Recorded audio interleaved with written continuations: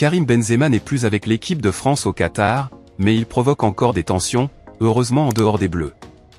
Certains journalistes sont pris par une tempête déclenchée autour du Ballon d'Or. Tandis que l'équipe de France semble imperméable à la polémique initiée par le quotidien sportif L'Équipe, concernant une vie de groupe plus sereine au sein des Bleus depuis le départ de Karim Benzema, sérieusement blessé au quadriceps lors d'un entraînement au Qatar, cette histoire continue de faire des vagues, y compris au sein du média concerné. Karim Jaziri, l'agent historique de Benzema, a rapidement pointé du doigt l'équipe, en postant ceci sur Twitter. S'ils en restaient qui doutaient que les journalistes de l'équipe étaient anti-Benzema, aujourd'hui, le doute n'est plus permis. Et il n'a pas été le seul à s'en prendre aux journalistes du média en question, et notamment à Bertrand Latour, actuellement au Qatar pour suivre l'actualité de l'équipe de Didier Deschamps. Et face à ces accusations, et à sa mise en cause en direct sur la chaîne L'Équipe par Johan Mikou, le journaliste a répondu à ce sujet, très clairement agacé que l'on puisse le soupçonner de s'être servi du forfait de l'attaquant français du Real Madrid pour inventer une histoire. Bertrand Latour est monté au créneau, et voici sa réponse. Quand on essaie de sortir des choses, on ne se fie pas à l'avis d'une seule personne dans un groupe de 25, car pour le coup, on ferait mal notre travail.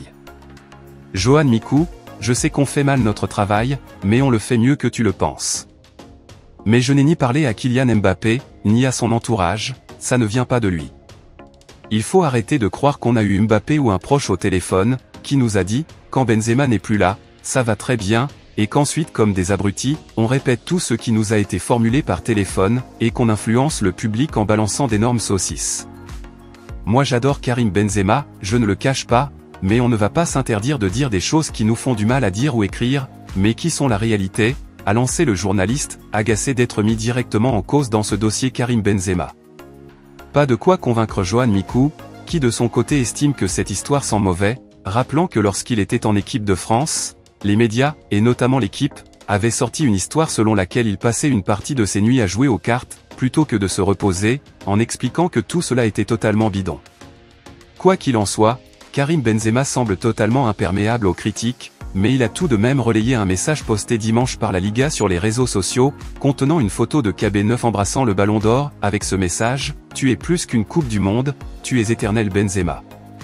Une marque de soutien que le joueur français a visiblement beaucoup appréciée.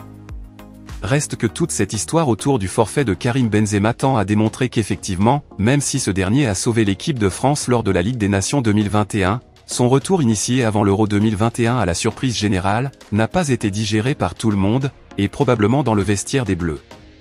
Le spécialiste de la Fédération française de football, Romain Molina, a d'ailleurs confirmé ceci la semaine dernière, et voici sa déclaration. Déjà pour son retour, certains faisaient des crises, car la fédération mettait trop Benzema sur les visuels à leur goût. De quoi forcément laisser planer le doute sur les intentions de certains, face à celui que la planète football considère comme l'un des meilleurs joueurs français de l'histoire.